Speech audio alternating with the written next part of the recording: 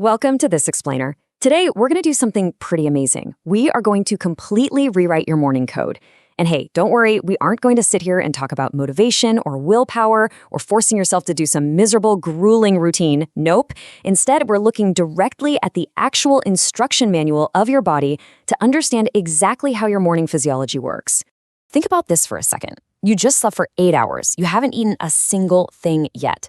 By all standard biological logic, your body should be easily tapping into its reserves and burning fat, right? So why are you still storing belly fat? Well, here's the fascinating and honestly kind of terrifying truth. Biologically speaking, in the first 45 minutes of your day, you might already be programming your body to store more of it. We've got a massive morning mismatch going on. Okay, let's dive right into our roadmap for today. First up, we'll cover the morning fat trap. Then, the science of stress. 3, hydration and solar clocks. 4, coffee, adenosine, and movement. And finally, protecting your morning peace. Section 1, the morning fat trap, and how we accidentally turn natural spikes into blaring alarms.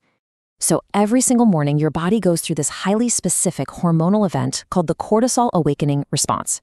Basically, for the very first hour of your day, your stress hormones naturally spike to their absolute highest point in your entire 24-hour cycle. Now, I know cortisol sounds bad, but this is actually perfectly normal. If you navigate this little window correctly, you get to ride this beautiful wave of natural energy, and it flips on your fat-burning machinery for the rest of the day. But if you handle it poorly, you accidentally take this natural, healthy wake-up call and turn it into a chronic emergency signal. And you know exactly what I mean because 99% of people do this. They wake up, grab the phone while still in bed, chug coffee immediately, and sit under harsh artificial lights. This is literally telling your body that your environment is deeply unsafe. And when the body feels unsafe, it locks the visceral fat bunker tight. No way is it letting go of that stored energy. Instead, we need what we call a biomechanical approach, using things like water, salt, sunlight, and forward walking to reverse that entire stressful process. Moving right along to Section 2, the science of stress, or as I like to call it, belly fat's listening system. To really get this, we've got to understand the role of an enzyme called LPL, or lipoprotein lipase. Think of LPL as the ultimate fat storage switch. Its one and only job is to take the energy floating around in your bloodstream and lock it straight into your fat cells. LPL is kind of like a villain that jumps into action the moment your body senses a fake famine. If you introduce the wrong signals in the morning, right when you're hormonally vulnerable, this enzyme fires up and your body prepares for a famine by hoarding everything it can. So get this, even if you eat a perfectly healthy salad for lunch, your body is actually primed to store it as fat, all because of a hormonal signal you accidentally sent at 7 a.m. Crazy, right?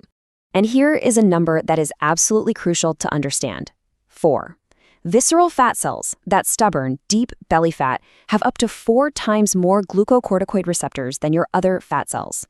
This is a total game changer. It means your belly is basically covered in microscopic satellite dishes, and they are constantly listening for morning stress signals. If your morning routine is stressful, your belly fat is literally the first to hear about it and the very first to react by holding on to that energy. All right, Section 3, hydration and solar clocks.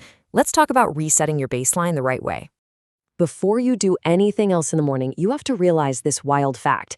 You lose roughly 1 full liter of water simply by breathing while you sleep. A whole liter.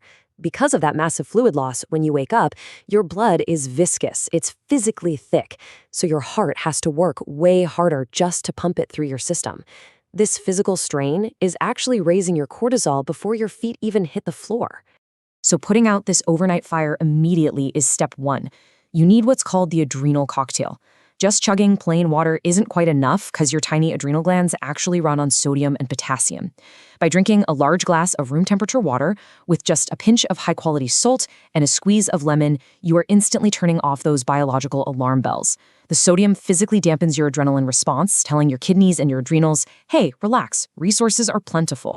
Okay, step 2 is setting your master brain clock.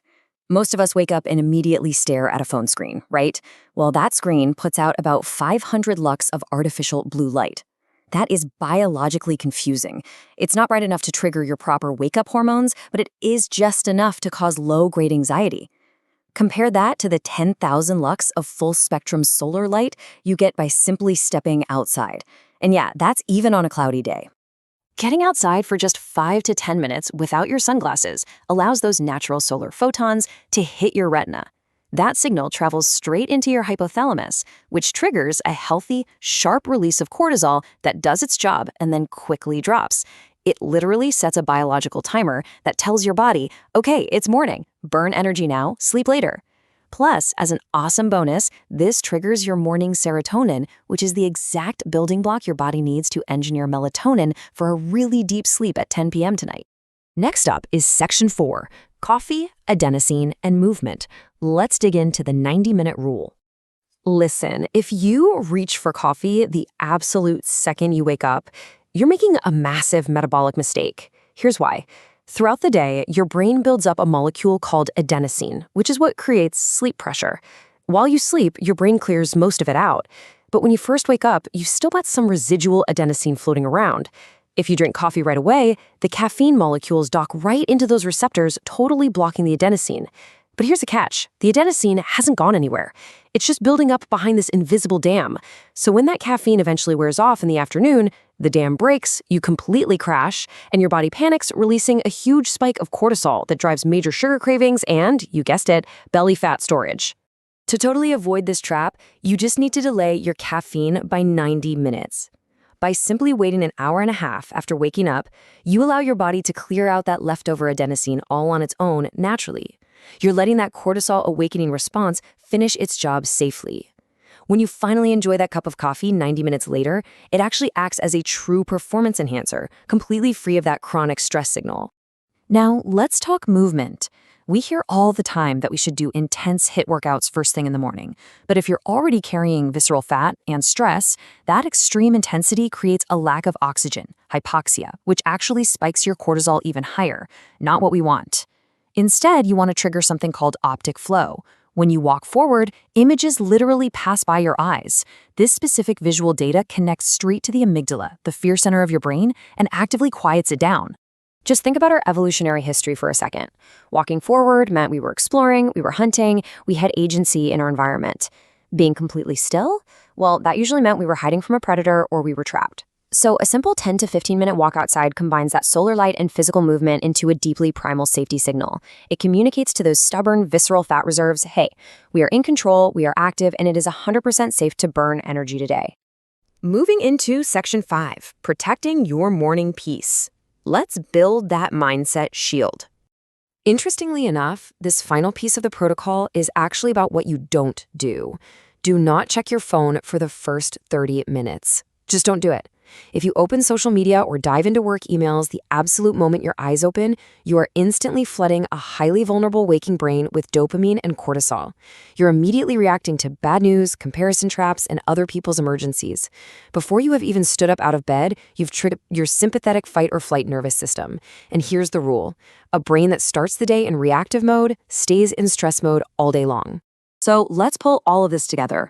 When we look at the timeline, it builds this complete, chronologically perfect morning window that is designed entirely around your actual physiology.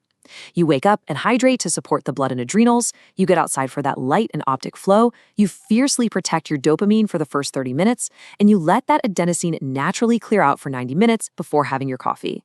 So, here is your actionable summary, distilled down to 5 simple steps. I know it sounds incredibly basic, but biologically, it is profound. You're actively aligning your hydration, your circadian rhythm, your brain's receptors, and your nervous system.